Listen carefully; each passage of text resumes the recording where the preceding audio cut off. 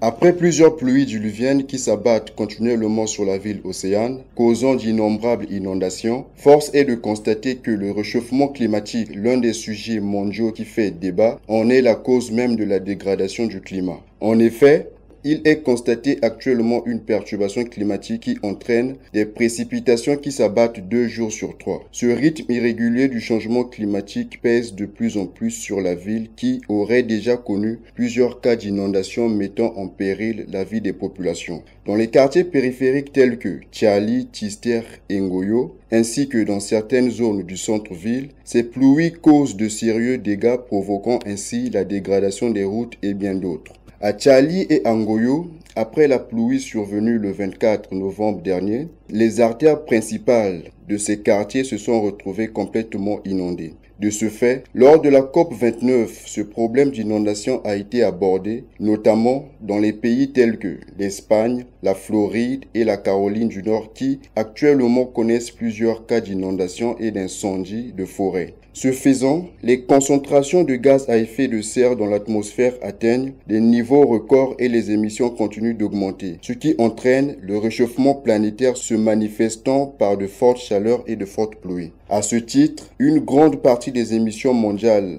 de gaz à effet de serre provient de l'utilisation de combustibles fossiles tels que le charbon, le pétrole et le gaz naturel. Pour son compte, le président de la République, son Excellence M. Denis Sassou Nguesso, a martelé lors de la COP29 sur la préservation de l'environnement afin de lutter contre le réchauffement climatique. Rappelons que l'impact du réchauffement climatique n'est pas juste un problème que les humains doivent s'inquiéter pour eux, mais chercher aussi à préserver la biodiversité, notamment la faune et la flore.